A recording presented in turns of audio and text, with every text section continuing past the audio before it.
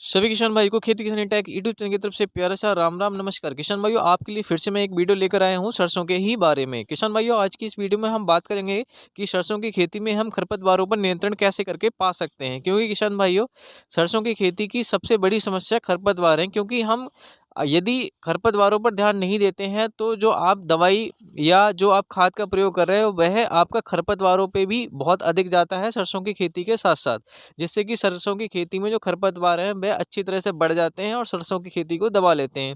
तो किसान भाइयों, ध्यान रखिए, यदि आप खरपतवारों पर अच्छी तरह से नियंत्रण प्राप्त करेंगे तभी आप सरसों का एक बढ़िया उत्पादन ले सकते हैं। वैसे किसान भाइयों, इससे पहले वाले वीडियो में मैंने आपको सरसों की खेती की वैरायटी के बारे में एक बात बताई थी, ऊपर आप आई बटन से देख सकते हैं।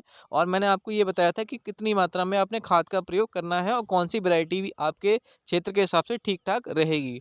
तो चलिए किसान भाइयों, हम आज की वीडियो स्टार्ट करते हैं। किसान भाइयों, वीडियो में आगे बढ़ने से पहले आप लोगों से एक निवेदन करूंगा, यदि आप पहली बार चैनल पर आए हो तो सब्सक्राइब जरूर करना, जिससे कि मेरा मनोबल बढ़ेगा और आपके लिए ऐसी वीडियो समय समय पर लाता रहता हूँ। तो चलिए किसान भाइयों, स्टार्ट करते हैं।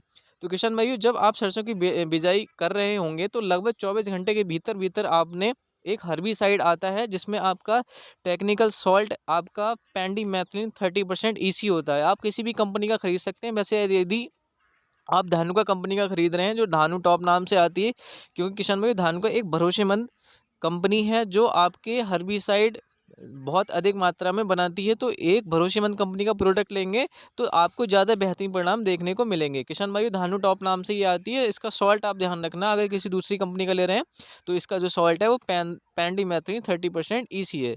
किसान भाइयों, 1 एकड़ में इसका लगभग 150 ml, कितना 150 ml, मतलब 1 एकड़ खेत में आपने 1 लीटर लेना है और 150 लीटर पानी में इसका छिड़काव कर देना है। किसान भाइयों, आप जब इसकी स्प्रे करेंगे तो आप स्प्रे से पीछे हटते हुए करिए। मतलब जब जिस क्षेत्र में आपने स्प्रे कर दी है तो उसमें आप ज़्यादा चला फिरी ना करें, उसमें ज़्यादा घूमे फिरे ना, क्योंकि इसकी एक परत बन जाती है और यदि आप उस पर चलते हैं तो इसकी जो परत है जो आप स्प्रे कर रहे हो वो छूट जाती है, जिससे कि खरपतवार उगने की संभावना ज़्यादा हो जाती है। तो किसान भाइयों, पीछे की तरफ स्प्रे करेंगे तो ज़्यादा आपको बेहतरीन परिणाम देखने को मिलेंगे।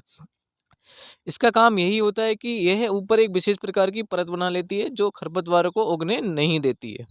दूसरा किसान भाइयों, जब आपकी लाही जमकर ऊपर आ जाती है और लगभग 1 महीने की हो जाती है तो आपकी लाही में 2-4 पत्तियां नीचे से उग आती हैं। और उसके साथ साथ अगर उस समय भी आपको लग रहा है अब खरपतवार आ रहे हैं तो किसान भाइयों, आप ऊपर से भी स्प्रे कर सकते हैं। और इस स्प्रे के लिए आपको क्रिस्टल कंपनी का एक अवतार नाम से प्रोडक्ट आता है।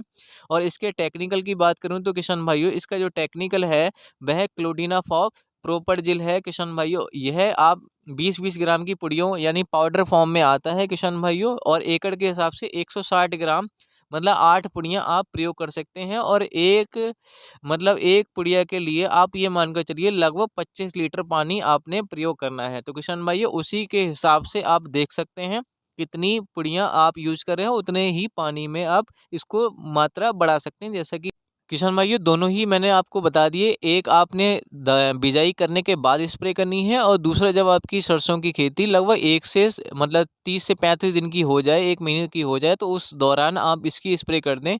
तो इन दोनों स्प्रे के प्रयोग के मात्र से आपको निश्चित ही अच्छे बेहतरीन परिणाम देखने को मिलेंगे सरसों की खेती में।